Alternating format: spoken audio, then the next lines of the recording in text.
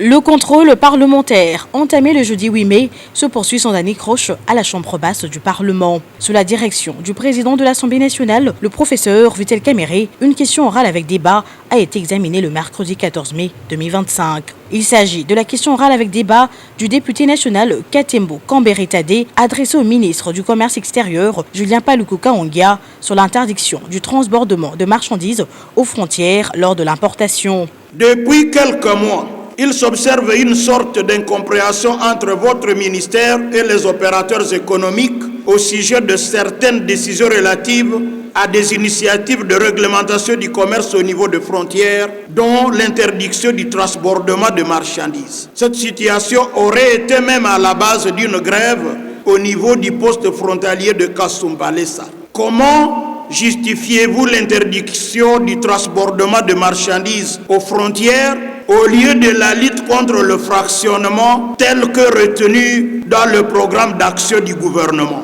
En réponse à cette unique préoccupation du député national Tade Katembo, le ministre Julien Paluku révèle que la guerre qui sévit dans la partie est de la République démocratique du Congo cristallise également une guerre économique visible à travers un transbordement non encadré et un fractionnement devenu la règle. Si la République démocratique du Congo est victime d'une agression connue, avérée, qui traduit un pan entier de la guerre économique, les pratiques du transbordement non encadré par la douane et surtout du fractionnement des marchandises dans les pays de transit constituent une autre forme de guerre économique qui tue à petit feu l'économie congolaise. Cela empêche aux générations futures de tirer un jour profit des politiques publiques initiées et mises en œuvre par le gouvernement aujourd'hui. Il est évident que les efforts en cours pour améliorer l'environnement du commerce extérieur de notre pays reste une œuvre qui nécessite l'implication de toutes les institutions de la République, y compris celle de l'auguste Assemblée nationale. Sinon, la fraude est systémique, la corruption est endémique et donc il faut une opération véritablement chirurgicale. Il s'en est suivi la traditionnelle série des questions des élus du peuple, parmi lesquelles la problématique de la gestion de la frontière de Kasumbalesa, occasionnant des difficultés économiques majeures dans le Haut-Katanga, la multiplicité de taxes parafiscales mettant en mal le droit de douane, la fraude et la corruption, l'amélioration du climat des affaires, la promotion des industries locales, autant de difficultés évoquées par la représentation nationale. Je vais demander au ministre aussi d'améliorer le système congolais. Vous savez que vous ne pouvez pas importer la marchandise au-delà de 10 000 $. 2 500 $, vous devez faire une licence. Je crois qu'on peut innover pour amener ça à 10 000 $, l'importation sans licence. Nous sommes témoins de la disparité qu'occasionne cette transbordement. Dans les réponses du ministre, c'est qu'il manque de mesures coercitives. Quelles mesures concrètes ont été mises en place pour garantir que cette interdiction ne ralentisse pas le flux des marchandises et n'entraîne pas une augmentation des coûts pour les importateurs et par conséquent pour les consommateurs finaux? Comment votre ministère prévoit-il de soutenir les femmes commerçantes qui pourraient être affectées par ces nouvelles mesures? Dans ces éléments de réponse, Julien Paluku a fait savoir que le gouvernement congolais n'a jamais interdit le transbordement, qui est d'ailleurs régi par l'article 182 du Code de douane,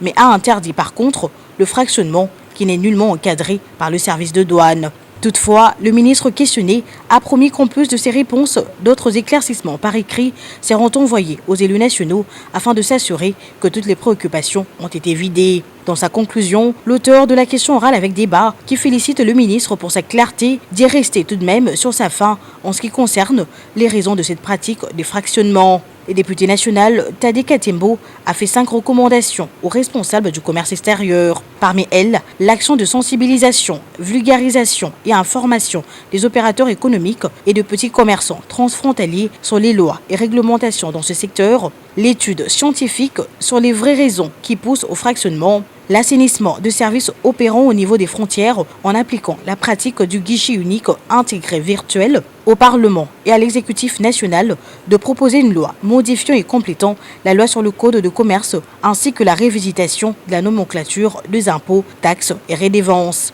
En supplément, le speaker de la Chambre basse du Parlement propose une autre recommandation. sous l'égide du ministère du Commerce extérieur, qui a quand même les échanges extérieurs dans ses attributions, qu'il se tienne un forum entre les ministères intéressés du gouvernement et la représentation du patronat congolais. On ne peut pas faire le bonheur de quelqu'un contre son propre gré.